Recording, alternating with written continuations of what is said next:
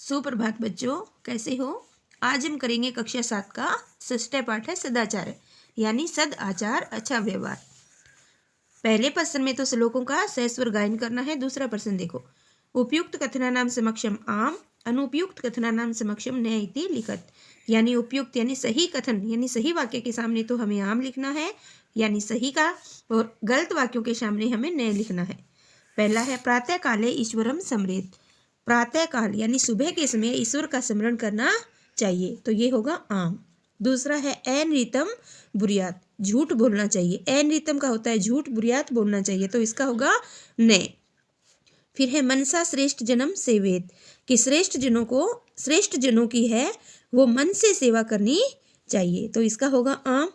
फिर मित्रेण क्लेहम कृत्वा जन सुखी भवति, मित्रों के साथ झगड़ा करके मनुष्य सुखी होता है, तो इसका होगा न, क्योंकि सुखी नहीं होता है। और फिर है स्व कार्य मध्य कुर्वित, कल का कार्य आज करना चाहिए, इसका होगा आम। आगे वाला है एक पदेन उत्तर, एक पद में उत्तर दो।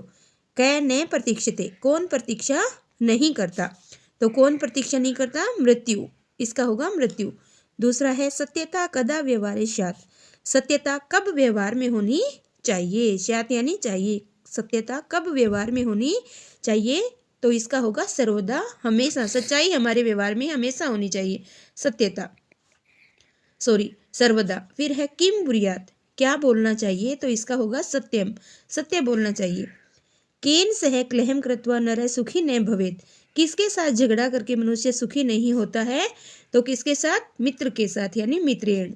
फिर है कै महारिपु अस्माकम शरीरे तिष्ठति, कौन महान रिपु, महान दुश्मन हमारे शरीर में बैठा है, तो कौन है, आलस्यम, आलस्य है वो हमारे शरीर में बैठा हमारा दुश्मन है। आगे वाला प्रश्न, रेखांकित पदानि आधृत्य प्रश्न निर्माणम कुरुत, यानी रेखांकित पदों के आधार पे हमें प्रश्न निर्माण करना है। पहला है मृत्यु न प्रतीक्षते, मृत्यु प्रतीक्षा नहीं करती, तो मृत्यु की जगह यानी कौन प्रतीक्षा नहीं करती, कह, कौन का आ जाएगा, कह।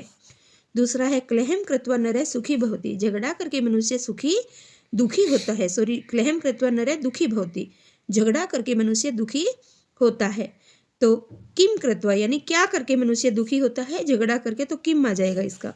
फिर पितरम कर्मणा सेवेत, पितरम यानी माता पिता की कर्म से सेवा करनी चाहिए, तो पितरम की यानी किसकी कर्म से सेवा करनी चाहिए, कम।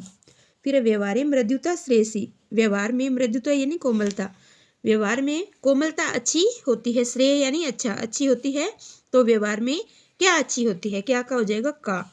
फिर सर्वदा व्यवहारे ऋजुता विधेया, हमेशा व्यवहार में सरलता होनी उचित है या होनी चाहिए, सर्वदा की जगह आ जाएगा, यानी कब व्यवहार में सरलता उचित है, कदा। फिर प्रश्न मध्य त्रीणि क्रियापदानि सन्ति, तानि प्रयुज्य सार्थक वाक्यानि रचयत, यानी इसमें अपने को वाक्य बनाने हैं। प्रश्न के बीच में क्रियापद दे रखा है, इनको जोड़ के हमें वाक्य बनाना है। तो आप इस चक्कर को देखकर, यानी जैसे पहला है सत्यम प्रियम च ब्रियात, क्रियापद दे रखे हैं चक्कर के बीच में, 3 क्रियापद दे रखे हैं, अपने को देखना है भी इस वाक्य में कौन सा सही है, तो पहले में आएगा बुरियात, यानी सत्य और प्रिय बोलना चाहिए। दूसरा मनसा मातरम पितरम च सेवेत, माता पिता की मन से सेवा करनी चाहिए। फिर अनृतम प्रिय न च बुरियात, और प्रिय झूठ नहीं बोलना चाहिए। फिर व्यवहारे सर्वदा औदार्य स्यात्, यानी व्यवहार में हमेशा उदारता होनी चाहिए। फिर श्रेष्ठ जन्म कर्मणा सेवेत, श्रेष्ठ लोगों की कर्म से सेवा करनी चाहिए। व्यवहारे कदाचिन कौटिल्यम न स्यात्, व्यवहार में कभी भी कुटिलता नहीं होनी चाहिए। वाचा गुरुम सेवेत, यानी वाणी से गुरु की सेवा करनी चाहिए। सत्यम अप्रियम च न बुरियात, और अप्रिय सत्य नहीं बोलना चाहिए। आगे वाला है मंजूषात अव्यय पदानि चित्वा रिक्त स्थानानि पूरयेत, यानी इस बॉक्स में ये अव्यय पद दे रखे हैं, इनसे हमें रिक्त स्थानों की पूर्ति करनी है। पहला भक्त डैश ईश्वरम भरती स्मृति, भक्त डैश ईश्वर का स्मरण करता है, तो इसमें से आएगा सदा, भक्त सदा ईश्वर का स्मरण करता है। दूसरा है असत्यम डैश वक्तव्यम, असत्य इसमें आ जाएगा न, असत्य नहीं बोलना चाहिए। फिर प्रियम डैश सत्यम वदेत, तो प्रियम डैश सत्यम यानी प्रिय च, प्रिय और सत्य बोलना चाहिए। फिर लता मेधा डैश विद्यालयम गच्छत, तो इसमें आ जाएगा तथा। लता तथा मेधा विद्यालय जाती है। फिर है आगे वाला, डैश कुशली भवान, तो इसमें आ जाएगा अपि।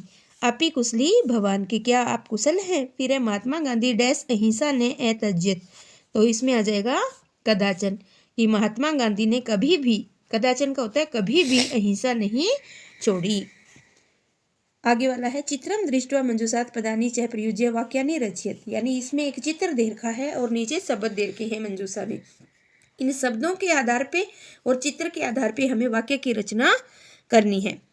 तो जैसे ये आपको चित्र दिखाई दे रहा है, अध्यापक बच्चों को पढ़ा रहा है, श्यामपट्ट पर लिख रहा है।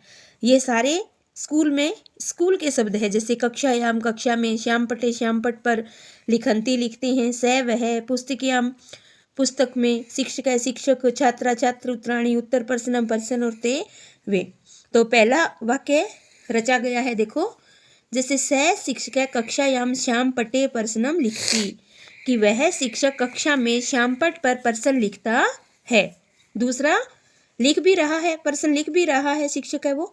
दूसरा है छात्रा पुस्तिका याम उत्तराणी लिखंती, और छात्र है वो पाठ्य पुस्तक में, अभ्यास पुस्तिका में उत्तर लिख रहे हैं। सारे छात्र अभ्यास पुस्तिका में उत्तर लिख रहे हैं।